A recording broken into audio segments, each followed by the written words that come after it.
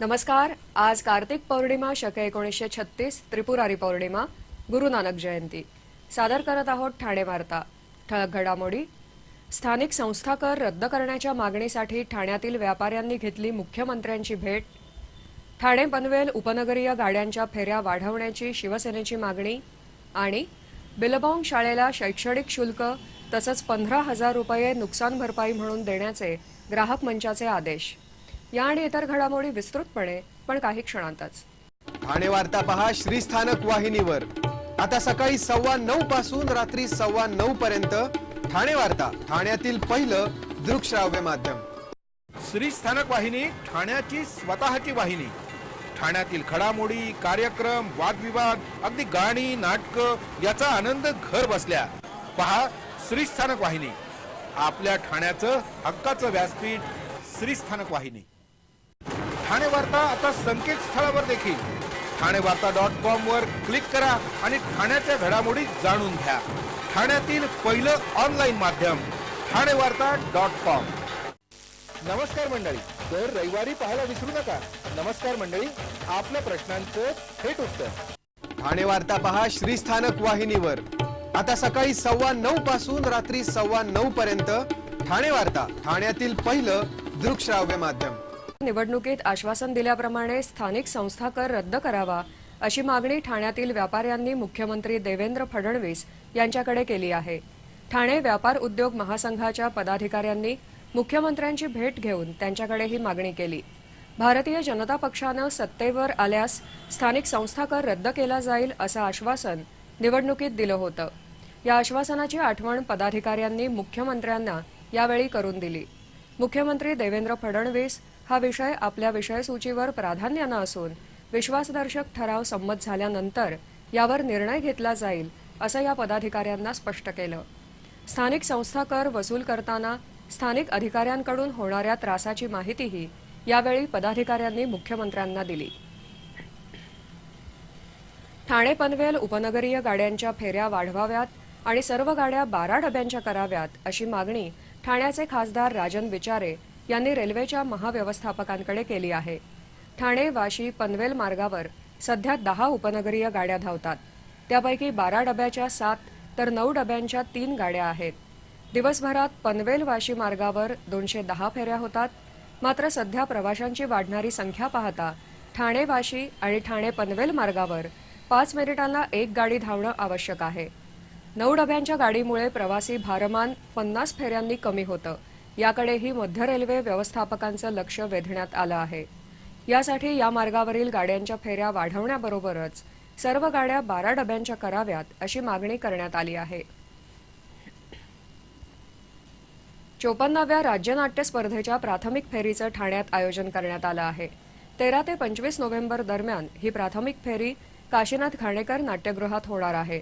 दी spider, परिमाण, एक युवा उपनिषद, आंगणेवाडीची जत्रा, Orpheus the god of music, Janaganamana, Mastani, एक टप्पा आउट, अघटित, पिकलं पान, न लिहिलेली कथा, दूर आहे क्षितिज, आता पास, बॅलन्स शीट, क्षण क्षण फुलताना या नाट्यकृती सादर केल्या जाणार आहेत। ठाणे जिल्हा ग्राहक मंचानं बिलबाँग शाळेचे व्यवस्थापन आणि प्राचार्यांना अनुचित व्यापारी प्रथेचा अवलंब केल्याबद्दल 15,000 रुपये नुकसान भरपाई म्हणून देण्याचे आदेश दिले आहेत। ठाणे जिल्हा ग्राहक मंचाचे अध्यक्ष उमेश जवळालीकर यांनी हे आदेश दिले आहेत। सहावीतील संजना आपटे हिच्या इतरत्र प्रवेश घेण्यासाठी तिची आई अपूर्वा आपटे यांनी शाळा सोडण्याचा दाखला व्यवस्थापनाकडे मागितला होता, पण व्यवस्थापनानं 13,000 रुपये अदा केल्यावरच शाळा सोडल्याचा दाखला दिला जाईल असं सांगितलं। पैसे भरून आपटे यांनी दाखला घेतला, पण नंतर 6वीचा अभ्यासक्रम न शिकवता शैक्षणिक शुल्क आकारून शाळेनं व्यापारी प्रथेचा अवलंब केला असल्यानं शुल्क आणि त्यावरील व्याज नुकसान भरपाईसह परत द्यावी अशी तक्रार मंचाकडे केली होती। या प्रकरणी मंचानं शाळेच्या व्यवस्थापनाला नोटीस दिली, पण शाळेच्या व्यवस्थापनानं या प्रकरणी आपलं म्हणणं मांडलं नाही। त्यामुळे मंचानं एकतर्फी निकाल देत आपटे यांची तक्रार ग्राह्य धरली आणि शाळेचे प्राचार्य आणि व्यवस्थापनाला अनुचित प्रथेचा अवलंब केल्याप्रकरणी अपूर्व आपटे यांना शैक्षणिक शुल्क 13,000 रुपये अधिक तक्रार खर्च, मानसिक त्रासापोटी एकत्रित नुकसान भरपाई म्हणून 15,000 रुपये देण्याचे आदेश दिले. ग्रामपंचायत निवडणुकीसाठी कार्यालयात अर्ज स्वीकारावेत अशी मागणी खासदार श्रीकांत शिंदे यांनी केली आहे. जिल्हाधिकाऱ्यांना दिलेल्या निवेदनात श्रीकांत शिंदे यांनी ही मागणी केली आहे. ग्रामपंचायत निवडणुकीची प्रक्रिया सोमवारपासून सुरू झाली असून अचानक ऑनलाईन अर्ज सादर करावेत असं सांगण्यात आलं आहे. कल्याण ग्रामीण परिसरातील स्थानिक निवडणूक अधिकाऱ्यांनी लेखी भरलेले उमेदवारी अर्ज स्वीकारण्यास नकार दिला असून फक्त ऑनलाईन अर्ज स्वीकारणं बंधनकारक केलं आहे. ऑनलाईन अर्ज भरण्याची प्रक्रिया किचकट असून अर्ज दाखल करण्यास उमेदवारांना अडचणी येत आहेत. अचानक उमेदवारांना प्रशिक्षित करून कॉम्प्युटरची व्यवस्था करणं अशक्य आहे. त्यामुळे उमेदवारांकडून लेखी अर्ज स्वीकारण्याच्या सूचना द्याव्यात अशी मागणी खासदार श्रीकांत शिंदे यांनी केली आहे. जिल्हाधिकाऱ्यांनी याबाबत योग्य ती कार्यवाही करण्याचं आश्वासन दिलं आहे. ठाणे वार्ता पहा श्रीस्थानक वाहिनीवर. आता सकाळी 9:15 पासून रात्री 9:15 पर्यंत ठाणे वार्ता, ठाण्यातील पहिलं दृकश्राव्य माध्यम. आपला परिसर स्वच्छ आणि सुंदर ठेवण्यासाठी ठाणे महापालिकेत सहकार्य करा. ओला सुका कचरा वेगवेगळा जमा करा आणि रोगराईपासून मुक्तता मिळवा. ठाणे वार्ता आता संकेतस्थळावर देखील ठाणेवार्ता.com वर क्लिक करा आणि ठाण्याच्या घडामोडी जाणून घ्या. ठाण्यातील पहिलं ऑनलाईन माध्यम ठाणेवार्ता.com. डॉक्टर आणि रुग्णांचं पिढ्यानपिढ्यांचं जिव्हाळ्याचं नातं म्हणजेच डॉक्टर बेडेकर हॉस्पिटल. आता अत्याधुनिक सोयी सुविधा आणि तंत्रज्ञानयुक्त वंध्यत्व निवारण केंद्रात IVF आणि टेस्ट ट्यूब बेबीचीही सुविधा. Doctor Bedekar hospital, Maharshi Karvepath, Thane. 65 वर्षांची निरंतर सेवा. Jaipuri jewellery exhibition cum sale, 50% बचत.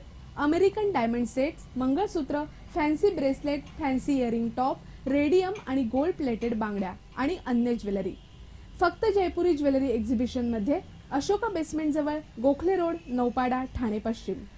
ठाणे वार्ता पहा श्रीस्थानक वाहिनीवर. आता सकाळी 9:15 पासून रात्री 9:15 पर्यंत ठाणे वार्ता, ठाण्यातील पहिलं दृकश्राव्य माध्यम. शीख धर्माचे संस्थापक गुरु नानकजी यांची 545वी जयंती आज मोठ्या उत्साहात साजरी झाली. गुरु नानक जयंतीनिमित्त ठाण्यातील गुरुद्वारामध्ये विविध धार्मिक कार्यक्रमांचं आयोजन करण्यात आलं होतं. गुरु नानक साहेब यांचा जन्म कलवंडी इथं झाला. आता हे स्थान पाकिस्तानमध्ये आहे. गुरु नानक जयंतीनिमित्त गुरुद्वारामध्ये गुरु ग्रंथ साहेबचं पठण तसंच लंगरचंही आयोजन करण्यात आलं होतं. कल्याणमध्येही गुरु नानक जयंती उत्साहात साजरी झाली. रामबागेतील गुरुद्वारामध्ये कल्याण, उल्हासनगर, डोंबिवली या भागातील शीख बांधवांनी मोठी गर्दी केली होती. गेल्या 3 दिवसांपासून शीखांमध्ये पवित्र मानल्या गेलेल्या गुरु ग्रंथ साहेब या ग्रंथाचं अखंड वाचन केलं जातं. 1430 पानांच्या या ग्रंथात हिंदूंचे 13, शीखांचे 7 आणि मुस्लिम धर्मीयांचे 5 अध्याय आहेत. संत रामदास स्वामी, संत नामदेव, संत कबीर या संतांच्या रचनांचा यात समावेश आहे. आज त्रिपुरारी पौर्णिमा. त्रिपुरारी पौर्णिमेला कार्तिक स्वामींचं दर्शन घेतल्यास सांपत्तिक स्थिती सुधारते, पैशांची ददात राहत नाही असं मानलं जातं. म्हणून त्रिपुरारी पौर्णिमेला कार्तिक स्वामींचं दर्शन घेण्यासाठी भाविकांची गर्दी लोटते. ठाण्यात कार्तिक स्वामींचं स्वतंत्र मंदिर नाही, पण ठाणे पूर्व भागातील कोपरी परिसरात असलेल्या शंकर मंदिरात कार्तिक स्वामींची मूर्ती आहे. त्रिपुरारी पौर्णिमेच्या दिवशी कार्तिक स्वामींना महत्त्व असल्यामुळं ही मूर्ती दर्शनासाठी पुढे आणली जाते. या मंदिरात कार्तिक स्वामींचं दर्शन घेण्यासाठी गर्दी झाली होती. कार्तिक स्वामींना मोराचं पीस आवडत असल्यामुळं काही भक्त मोराचं पीस कार्तिक स्वामींना वाहताना दिसत होते. मुलुंडमध्येही कार्तिक स्वामींचं मंदिर असून भाविकांनी तिथेही कार्तिक स्वामींचं दर्शन घेण्यासाठी गर्दी केली होती. तुलसी विवाह ठिकठिकाणी फटाक्यांच्या आतिषबाजीत धूमधडाक्यात आणि पारंपरिक रीतिरिवाजानुसार साजरा करण्यात आला. कार्तिक शुक्ल द्वादशीपासून कार्तिक पौर्णिमेपर्यंत तुलसी विवाह करण्याची प्रथा आहे. तुलसी विवाहानंतरच सर्वसामान्यांच्या विवाहाला प्रारंभ होतो. तुळस ही एक पवित्र वनस्पती असून ती भारतात सर्व ठिकाणी आढळते.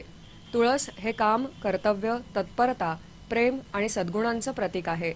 महाराष्ट्रात तुळस ही अतिशय पवित्र मानण्यात आली असून यासाठी प्रत्येक माणसाच्या घरात तुळस ही असतेच. तुलसी विवाहाची एक कथा सांगितली जाते. तुलसी ही पूर्वाश्रमीची वृंदा. या वृंदाचा विवाह राक्षसांचा राजा असलेल्या जालंधरशी झाला होता. विष्णूची परमभक्त असलेल्या वृंदानं विष्णूकडून आपल्या नवऱ्याला काही होणार नाही असा वर मागून घेतला होता. या वरामुळे जालंधर या राक्षसाला आवरणं देवांनाही अशक्य झालं होतं. यामुळे देवांनी विष्णूला साकडं घातलं. विष्णूंनी जालंधराचं रूप घेऊन वृंदेबरोबर संसार थाटला, पण जालंधरच्या मृत्यूनंतर वृंदाला खरा प्रकार कळला.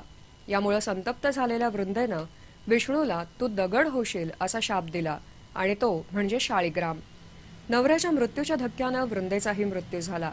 तिच्या देहातून एक वनस्पती तयार झाली, तीच ही तुळस. तेव्हापासून तुलसी विवाहाची प्रथा पडली. विष्णूची पूजा ही तुळशीशिवाय नेहमीच अपूर्ण आहे. तुळशी विवाहाच्या दिवशी तुळशी वृंदावनाला सजवलं जातं. ऊस, चिंच, आवळा आणि तुळशीच्या फांद्यांनी वृंदावन सजवलं जातं. त्यानंतर लग्नाचा विधी होतो. लग्न झाल्यानंतर दूध, दही, पोह्यांचा नैवेद्य दाखवला जातो. अशा तऱ्हेनं पारंपरिक पद्धतीनं तुलसी विवाह साजरा करण्याची पद्धत आहे. आता अलीकडे या विवाहाला खऱ्या विवाहाचं स्वरूप येऊ लागलं आहे. ठाण्यातील ज्ञानदेव मंडळात काल विधिवत तुळशीचा विवाह करण्यात आला.